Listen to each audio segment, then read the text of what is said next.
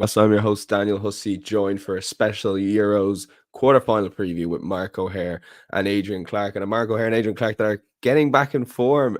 Adrian, I'll actually throw this at you first. You mentioned this in the podcast. We've done a lot of our expected goals was quite high for the group stage, missed a lot of chances, different games. But I have to say the results swung our way in round of 16. Oh, yeah. We were kind of on fire, weren't we, for most of it? Most of the bets were coming in. It was one of those rounds where I just wish I'd backed them all myself. But yeah, we'd hit the post quite a lot in the group phase. But yeah, I was really chuffed that across the three of us, with myself, Miguel, and Mark, I think we shared out the winners pretty evenly. So yeah, it was pleasing. Gives us a little bit of confidence, doesn't it, heading into the quarters. 3 out of 3 for best bets. Miguel landed his long shot as well. And Adrian, I threw a poll up because I sensed a bit of, I personally really enjoyed the Euros, but I sensed a lot of people hadn't. So I threw a poll on Twitter, a couple hundred votes. 57% said yes, they've enjoyed the Euros, but there's a 43% silent minority. They're saying they're not enjoying the Euros. Have you enjoyed it? I have. I'm imagining that most people that took part in your little poll were English, maybe, because if you're an English person, you're unlikely to have enjoyed them that much because it's just not got going. At least there's a moment now that you can remember with the Jude Bellingham overhead kick. That was a bit special, but to that point there was nothing. And no, I've enjoyed it. I'm quite pleased to see the back of some of the teams from the last 16. I admired their unity and their tactics and their solidity, but they weren't great to watch. A lot of these nations, I feel like, with Spain, Germany, Netherlands, Turkey in particular, and France, who I think have got more to offer. We've got 5 pretty entertaining teams in the last 8. So yeah, it's just, and let's be fair, Switzerland haven't been bad to watch either. They absolutely battered Italy, didn't they? So no, I think we're set fair for some really good quarterfinals and semi-finals. Okay, yeah, Mark, hit us with a few quarterfinal trends because it's tough to decide, when. But in terms of pricing, obviously nil-all draws are going to be shorter perhaps than they'd normally be. But when is it priced too short and when is it not short enough? Little things like that. Yeah, so obviously reaching the business end of the competition, and that's when draws tend to come to the party. And I sort of did some digging from Euro 96 really, and small enough sample, only 28 quarterfinal ties, but even still there's a few trends worth sort of taking note of. 11 of those 28 ties were draws in 90 minutes. That's 40%, which is a decent 15% more really than your sort of average domestic division.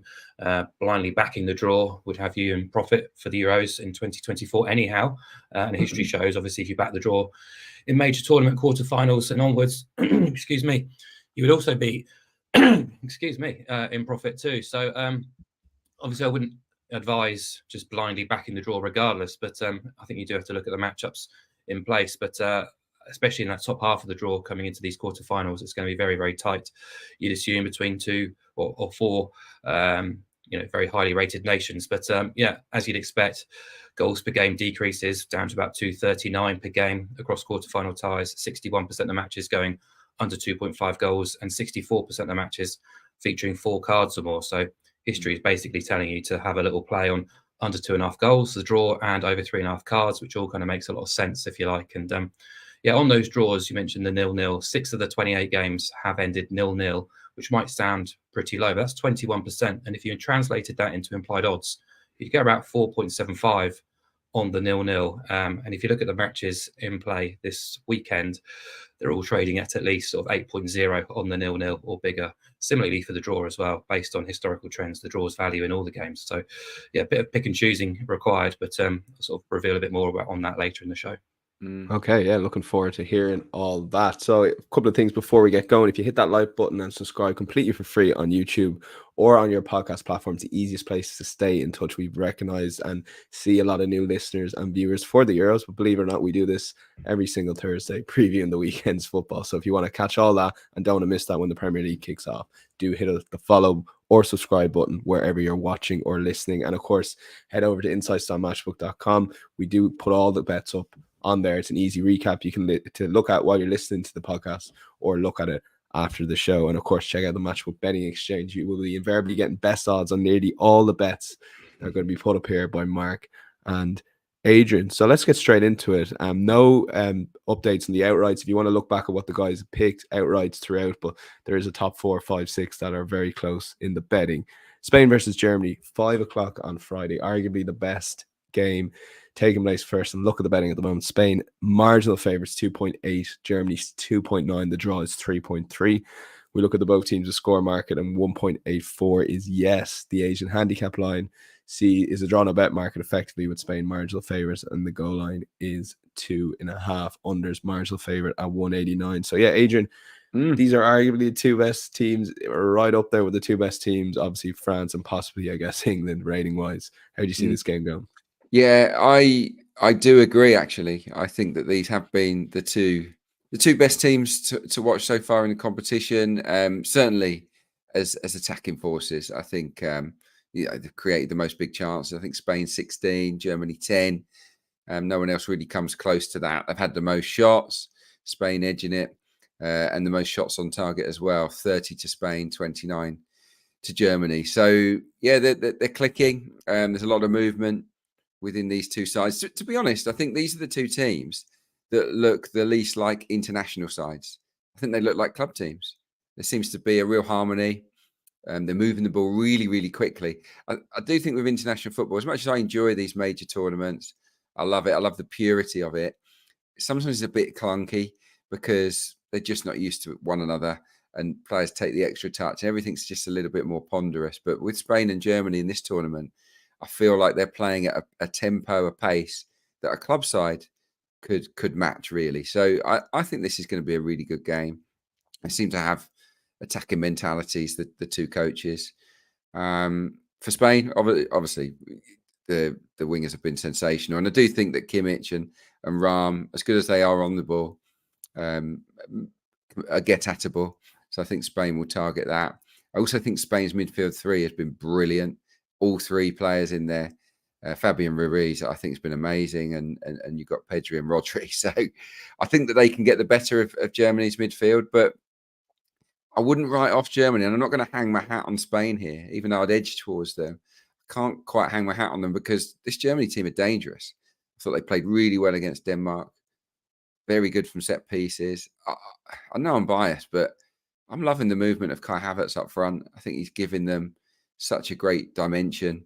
And I like the way that in the game against Denmark, they didn't just try and go through the middle into Musiala and Gundogan. Well, they couldn't because Denmark blocked it off, but they mixed it up and they went a little bit longer at times and they got joy with that. So I think that Nagelsmann is a good coach, and he will come up with a more than decent game plan for this. So yeah, all in all, considering there's 19 goals scored between these two sides, I fancy goals. And I'm pleased to see that I can get both teams to score onside at 1.84. I just think that, yeah, it's a quarterfinal.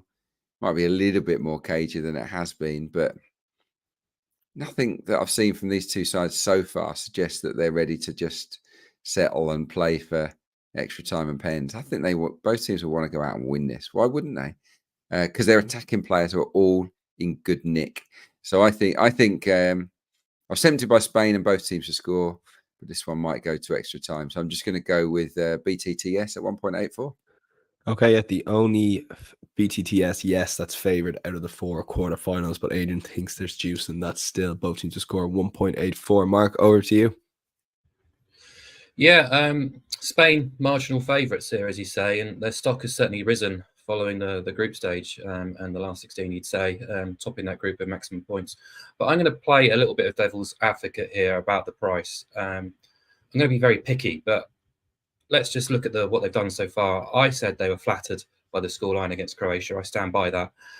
At the outset, they dominated Italy, brilliant performance. But as we've since discovered, this is a very poor Italian side who actually sort of laid to actually get out of the group in our preview shows. And then they've played Albania and Georgia. So, the manner of the victories was impressive, but the opposition has to be taken into account there as well. So how good really are Spain? I think that's still a question to be answered. And I've really enjoyed the new look Spain, the more direct, exciting Spain, moving the ball faster, getting those exciting wingers into action. Adrian's talked about the midfield three. But I still think there's a definite weakness in defence. Lenormand and Laporte at centre-half.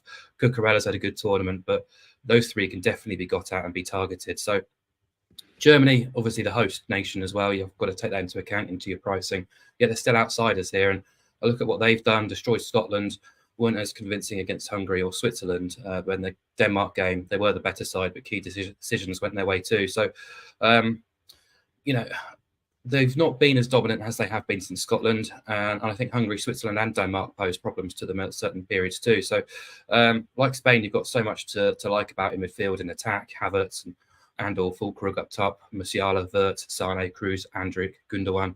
Such an array of different abilities and a nice blend between them too. But again, defensively, I think they can be got at as well. Rudiger has had a great tournament, but whether it's Tar or Schlotterbeck, I think both can be got at, and the same with the fullback situation too. So fascinated to see how this match plays out. And the biggest price of the three is the draw, and that's what interested me most at 3.3.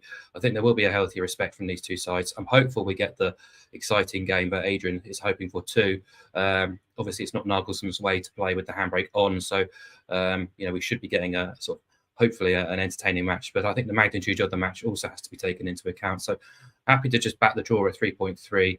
If I had to choose sides, I would be with Germany with the plus on their side, just based on those prices and still having that slight question mark over Spain. But outside of that, I think the best bet actually comes into the bet builder. I know some of the traditionalists will not like this, but I'm going to back Spain to make 14. Spain to make 14 or more tackles in the match, and the match to feature at least 24 free kicks, which comes in at 192. Now, Spain have hit 14 or more tackles in all four matches, 14, 16, 16 and 18, despite largely dominating those games too. And Germany's opponents have hit 15, 13, 17 and 17. So that's 3 from 4. The one that didn't fell short by just one tackle. Now, Germany, I think, have plenty of ballers who will attract tackles and attention. And Spain have shown that they're very keen to sort of put that press on, win the ball back quickly. And so I think this will go very close. And in terms of free kicks, both of these two sides are well versed in sort of tactical fouls. It's a characteristic that's kind of been imposed by Nagelsmann throughout his coaching career, and Germany being no different. In fact, his Germany team are averaging over 13 fouls per game from his 12 matches in charge, most of which have been friendlies in this competition, 15, 13, 12 and 7. In terms of free kicks, though, the totals for Germany, 28, 23, 30, 29. Spain, 29, 31, 24, 19. So you've got 6 from 8 there combined with the two teams, one of which fell short by just one. So I think the combination of the two put together really appeals. These are two of the top 4 teams in terms of PPDA in the competition. That's presses or passes per defensive action, a metric used to define pressing. So both will get at each other. And as I say, tackles leg combined with the two teams, it's landed in 7 of 8. And in free kicks, the leg has landed in 6 of 8. It comes in at 192. And I think that's quite a nice play if you are unsure on either team to take or whether to take a goals-based approach. Okay, yes, that's the draw for Mark. Both teams score for Adrian. Mark also doing the bet builder. Spain, 14 plus tackles and 24 free kicks in total, 1.92. So yeah, you can always combine not just those two in a bet builder, but whatever amount of bet you want on the Matchbook betting exchange. Adrian, happy enough with that? Yeah, happy. I didn't realise there's so many free kicks in matches, to be honest. Yeah. One every 3 minutes or so. Yeah, it's a lot. It is a lot, but it's an interesting one. If you're not sure on who's going to win, I think it's going to be. I think it'll be a good game. Spain have been surprisingly foul heavy considering the opposition who we just went through, playing Albania and Georgia, and they're racking up double figure fouls in both of those fixtures. So, and it's something that's kind of been running alongside Nagelsmann throughout his career and into Germany too. So, and obviously free kicks doesn't just account for fouls, handballs, offsides, etc. too. So you've got plenty on your side. Yeah. Okay, let's lock that in and move on to Portugal versus France, Friday, 8 p.m. What a day Friday was going to be. But yeah, let's take a look at betting. Portugal 355 underdogs to France, who are 248. The draw is 3.1. Both teams to score no is now 184. Portugal get a quarter goal head start. 2.5 is the total. Start with you again, Adrian. You have a bet builder. You're going to combine yourself. But yeah, looking at these two teams, particularly maybe Portugal, because they're fresher in mind after Monday night. What did you make of them? I didn't think they were very good, really. I like there was some good individual performances. I thought the fullbacks were good, Nuno Mendes and Joao Cancelo, good going forward. It was just a bit. They're just not great to watch, are they? They're just a little bit boring. Portugal, lots and lots of passes, more passes than any other team at the Championship so far. But yeah, not enough punch, and maybe that's because they've got, someone as nearly as old as me up the top end of the pitch. In Cristiano Ronaldo seems to play every minute, but then, he's obviously really, in effect, he is the player manager of Portugal, and of course he's not going to take himself off. So I do think that is hamstringing them. I do. I think that if they had a Jota up front, or even João Felix or Gonzalo Ramos, they've got great options, haven't they? But we're just not seeing what they're capable of. So for me, there have been a bit of a disappointment, Portugal, and providing, assuming nothing changes in terms of their mentality and how desperate they seem to be to get Cristiano Ronaldo this record goal, then I don't see them beating France, if I'm honest. Not unless it went to a shootout.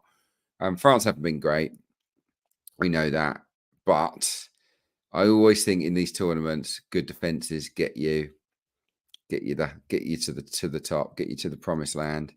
And their defense has been excellent. I've really enjoyed Teo Hernandez. I think he's been great. Saliba's having a good tournament. Upamecano, decent. The goalie's excellent. 2.63 expected goals against across 4 games. It's the best of all the teams left in the competition. Obviously, Belgium, big disappointment, weren't they, in the tournament in general? But even when France didn't really play that well, the shot count still read 19-5. And just not giving much away, and I think that they can control. I don't think they'll necessarily have control of the ball here.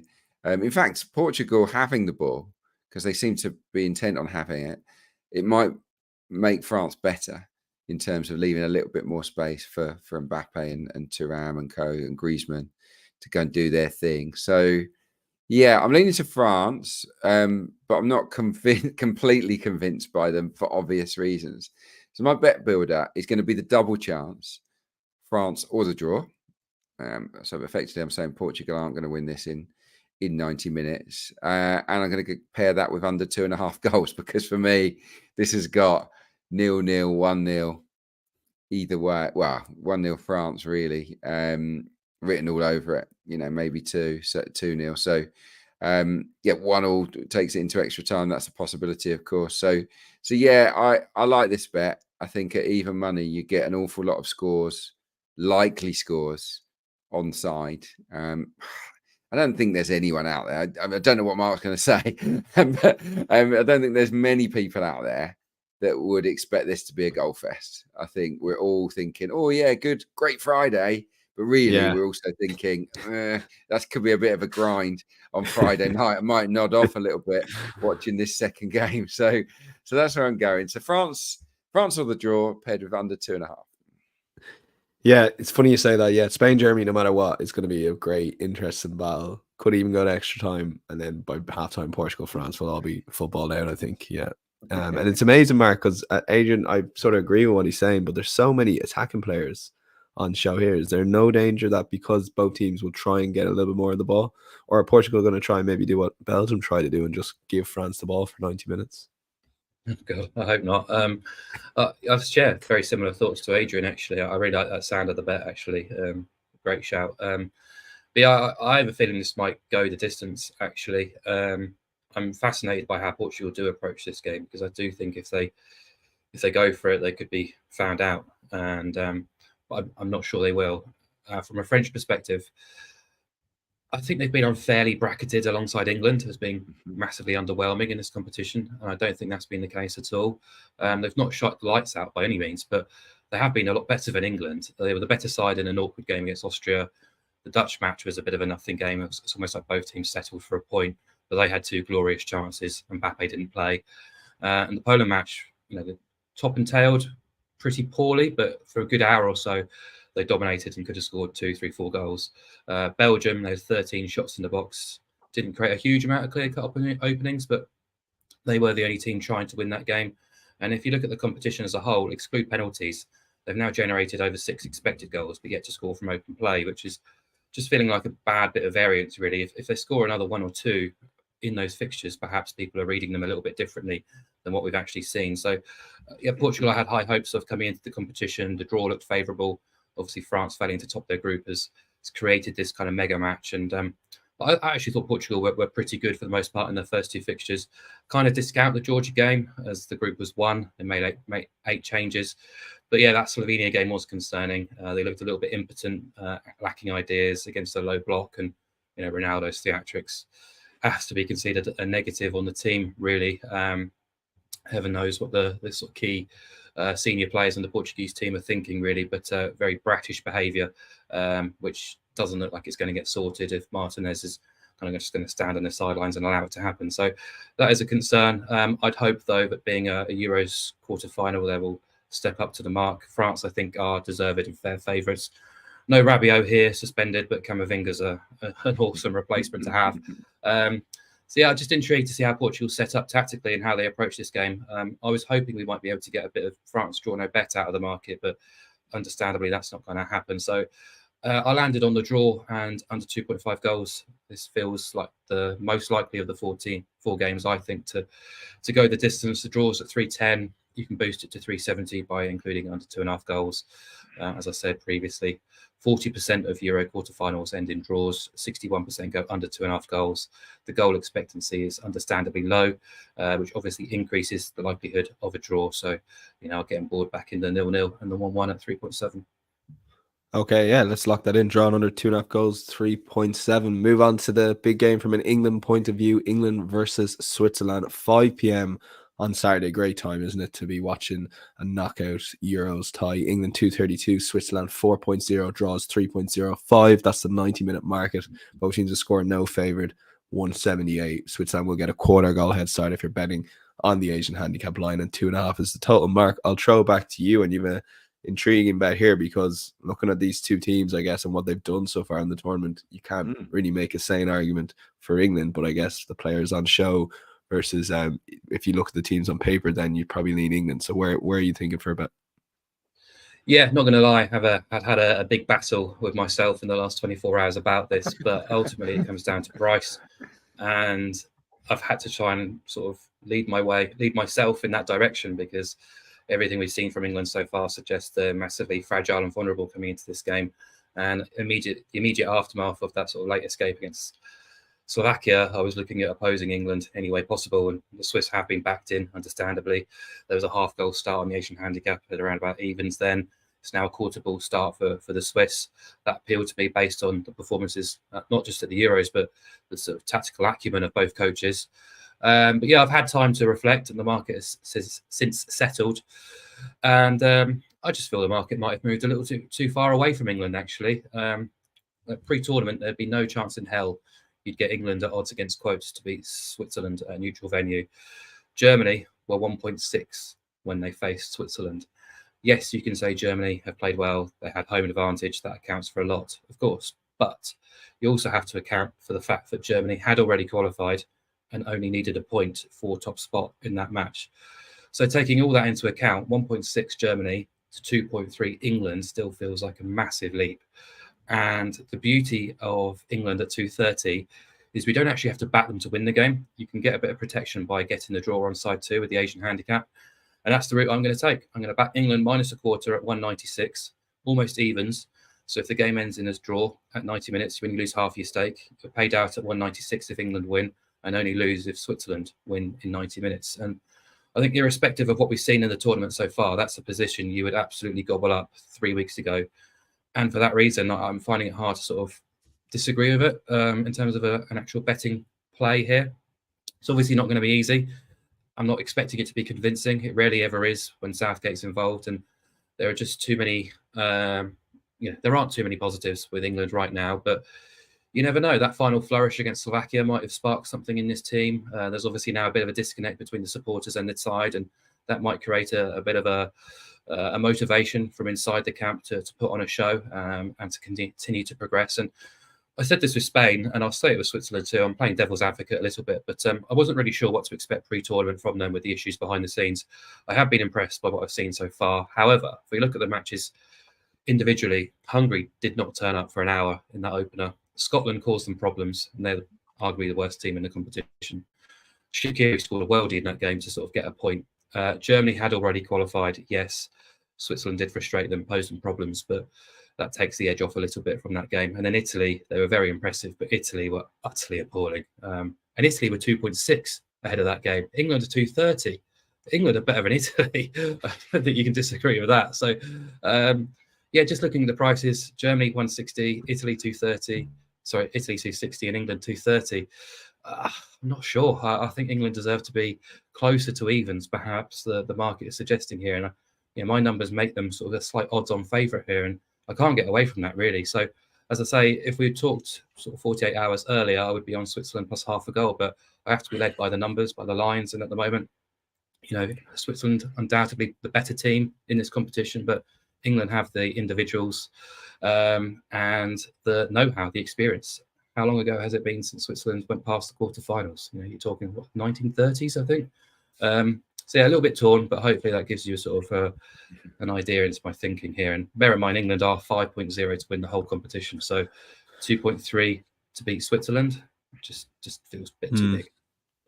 No, we're listening. I'm listening. Adrian, talk a bit of sense, please. I don't know. Just based on what we've seen with our eyes, I'd make this a 50-50 game, if I'm honest. I just think 3-1 on the Swiss is too big. But I do get where Mark's coming from with those comparisons, particularly with Germany and Italy. It does make sense, but I think they're too wide apart, the two teams personally. But that maybe that's just because I've got a little bit of a downer on the team, on the manager at the moment. Maybe that's clouding things a little bit. But I see this as a very much a 50-50 game. In fact, I personally, in my own head, think Switzerland are marginal favourites. That's just, maybe that's because I'm English as well. I don't know, the cynicism. I just thought that, I know that Italy were dreadful. That was an all-timer in terms of how bad Italy were. It was shocking.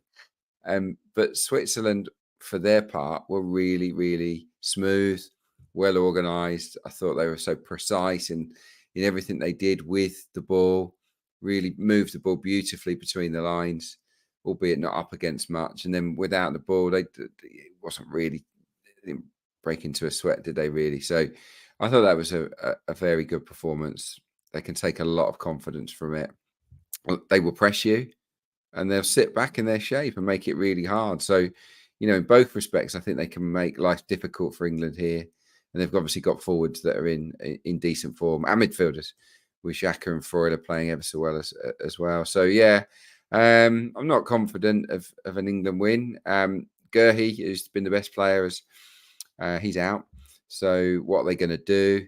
Is it going to be Dunk, or are they going to suddenly rip up plan A? I doubt it, but some people that I know are saying, oh yeah, he's going to go 3-5-2 now and change things around.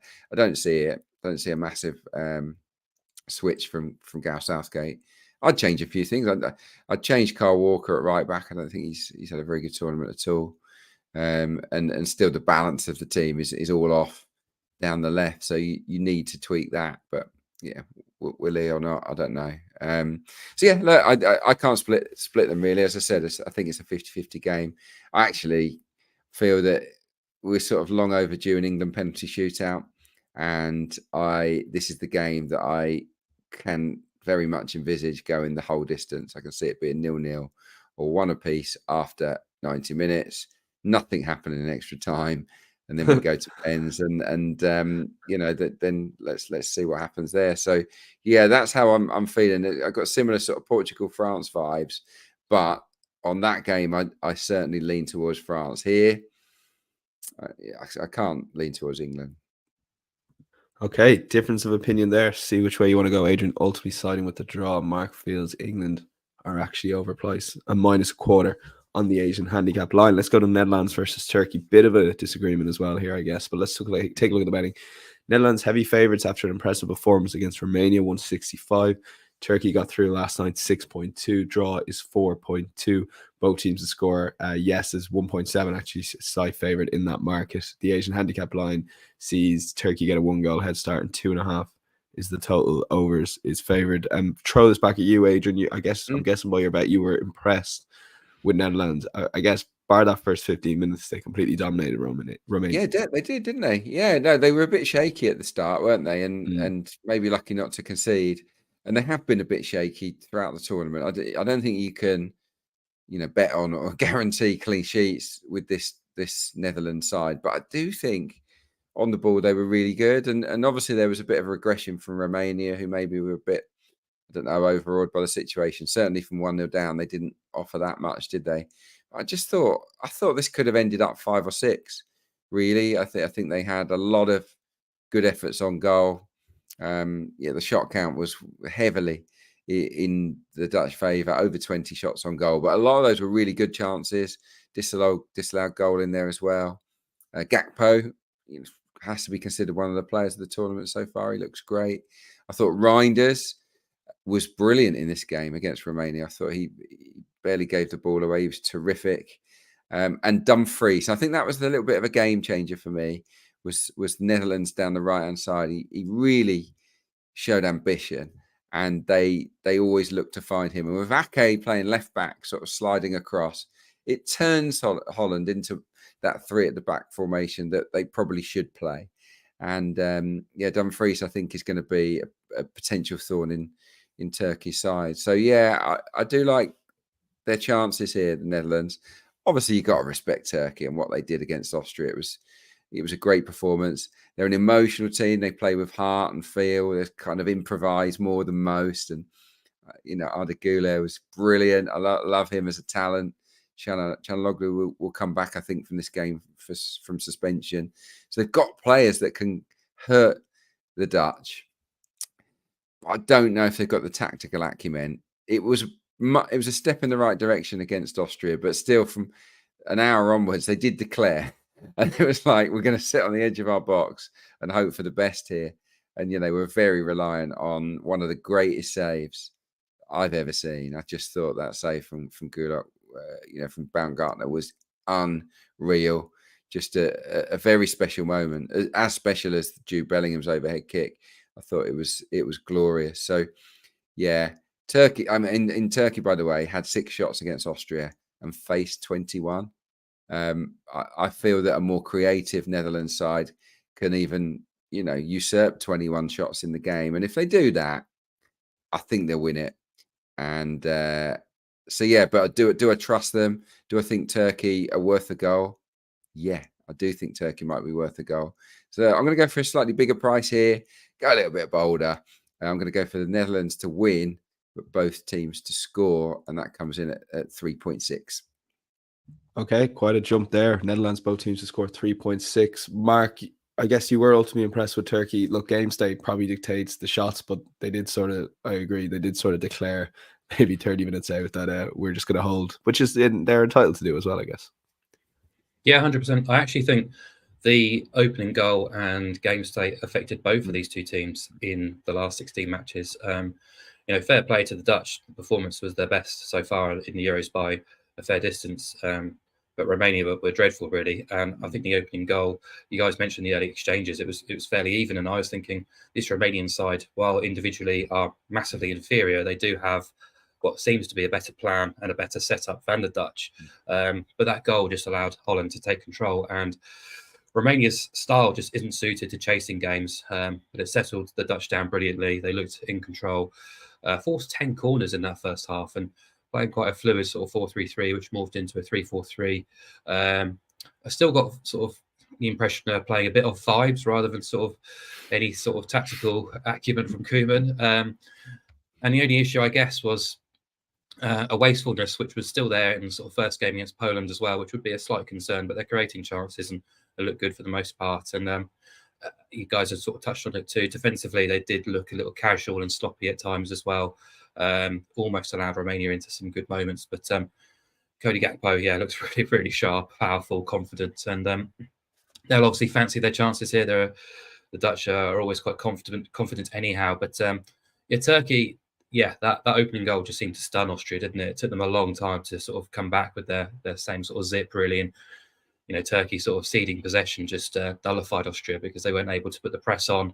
And yeah, it was quite hard for them to try and break down a 5-man defence at times. But fair play to Turkey. They showed characteristics I haven't often associated with them as a national team in the recent past, or especially under Montella. They were relatively calm and cool and controlled and very, very disciplined too. I think they gave away just 5 fouls all night, which is incredibly impressive considering the barrage they're up against in that second half. And yeah, Goulet was brilliant, terrific dead ball delivery, and the centre halves, Demiral and Badaci were outstanding. And I love the left back Kadioglu. I think he's really going to come to the fore in this competition. And yeah, they'll be feeling good about themselves. I just hope they haven't run their race already. And you know, I still have lingering doubts over the Dutch.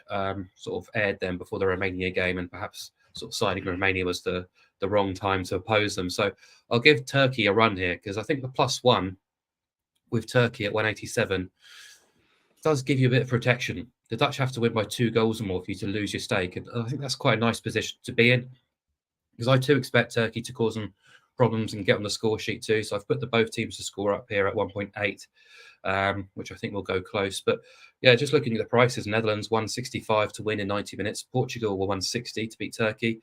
I would still rate Portugal higher than the Netherlands. Coming into the competition, they were 8.0 to win the competition. The Dutch were sort of double that price. I don't think an enormous amount has changed since then to change those ratings. And you look at what Austria did and what Poland did against the Netherlands. They got at them, caused them problems, created chances, and had, you know, multiple figures at goal, shots at goal. So yeah, both teams to score should be a runner. Overs has landed in 9 of Turkey's last 13. Montella's only overseen 1 clean sheet in 10 since he took charge. And matches involving Turkey at the Euros so far have averaged 3.35 expected goals. Exclude penalties, they're actually giving away the 4th most expected goals in the competition, comfortably the most of the quarterfinalists. But the second worst is actually the Netherlands. So you've got 2 teams who I don't necessarily trust offensively, but have plenty of punch in the forward areas to suggest that both can oblige in the goal scoring ranks. And then hopefully for me, Turkey can keep it competitive, and hopefully for Adrian, Netherlands can sneak a low scoring win, and we'll all be happy. So you agree in one sense, but completely disagree in another sense, which is great. Insights, that match, which I'm kind of going to recap of those bets and all the other bets, plus the ones we're about to put up now. Adrian, best long shot. I mean, you're going out to watch the England game, which is probably a good treat for you there. You know, it's coming home and all that, but you are expecting a cagey enough encounter. Well, I don't think you can guarantee a thriller with this England team at the moment, can you? It's been a real grind. As I said, I think it's a 50-50 game. I've put up the draw. So, yeah, in terms of a long shot, I was thinking, well, what's the most likely? And it's got to be either 0-0 or 1-1. I think 1-1 probably, because, you know, the Swiss have got forwards that are in good nick. England missing Gerhi, and they were a little bit less secure, I thought, in the last game as well. So I can see England conceding, but I can also see England scoring. You know, Bellingham has got 2 now, so's Kane. They've got great individual talent, even if the tactics are sort of not conducive to getting the best out of these talents. That they've got good individual quality. So yeah, look, if England take a lead in this game, I think we all know what's going to come, and they'll sit on it, and the Swiss might nick one back. The same if Switzerland open the scoring, then England are more than capable of scrambling a draw and taking it to extra time. So 1-1 is my pick here. It is the shortest price of any, on the nose score selection, and I think it's that price for a reason. It's 6.6 though, so still definitely qualifies as a long shot. I can see it happening. I can see this one going all the way to pens. Yeah, 1-1, 6.6, 6.0 across most of the sports books. So you're getting a bigger price on Matchbook Plus. Closer to kickoff, that could even go out a little bit more as more money comes into the exchange. Mark, take it away. You have some interest in you have a long shot, but also a bit of tricksy for interest for those listening. Yeah, I made the case for the draw and unders in Portugal, France. So sort of piggybacking on Adrian's kind of idea here that it's going to be low scoring. I'm going to go 0-0 with Portugal and France at 8.4. France's results so far: 1-0, 0-0, 1-1, 1-0. Portugal obviously already played out a 0-0 in the last round, and for me, it feels like this could go the distance with sort of Deschamps' pragmatism, and the Portugal side will be very respectful of France and their counter-attacking abilities, especially if Pepe is starting at centre half. I don't expect them to overcommit or kind of leave themselves vulnerable to that counter. So it could be a long evening on Friday. And yeah, I'm going to have a very small interest in the draw, Trixie, in the first 3 quarterfinals, basically excluding Netherlands versus Turkey. And I'm also going to back the 0-0 Trixie in those 3 matches as well. So a Trixie bet is basically a treble on all 3 selections plus 3 doubles covering the 3 games. So I'd need at least 2 games to end in a draw or 0-0 to make some profit here. So the treble would be about 30-1 on the draws, and the 0-0 treble would come in around about 650-1. Obviously, you need just 2 of those to bank to make some money. And as I said at the start of the show, 40% of quarterfinal ties in this competition have been drawn. 21% have ended goalless. So implied odds would say the draw should be around 2.5 and the 0-0 would be about 4.75. So if you took those as kind of gospel, which are not, but if you did, the treble would actually be 14-1 and 106-1. So a huge difference between the sort of 30-1 and the 650-1, which we will get. So I think there's massive value in the draw in knockout stages and opposing goals too. So this is just I don't know, just a bit of an interest way to sort of cheer it on during the quarterfinals. Fun one. A reminder of the 3 games, Mark? All of them bar Netherlands and Turkey. So Germany, Spain, Portugal, France, and England, Switzerland. Perfect. I know a few viewers won't listen and will throw in Netherlands, Turkey just for the crack and take their chances come 1 minute to 8. Good problem to have if they're 3 out of 3 at that point. Let's move on. Best bets, which were 3 out of 3 on the round of 16 tie. Adrian, our podcast that is, take it away with yours. Yeah, well, I was pleased that Mark sort of endorsed this bet earlier on in the show. So yeah, it gives me more confidence to put it up as my best one. It's the bet builder for France against Portugal. I don't think France get beaten here by Portugal inside 90 minutes. So I want the double chance, France or the draw. And I'm going to pair it with what I feel is the most obvious play of any games here, and that's under 2.5 goals, because based on what we've seen so far, Portugal and France are not full of goals at the moment. We know about their ability, we know about their talent, but I think when these 2 sides collide, there'll be a lot of respect shown to one another, a lot of passing, and maybe not enough goal mouth action. I think it could be a real grind.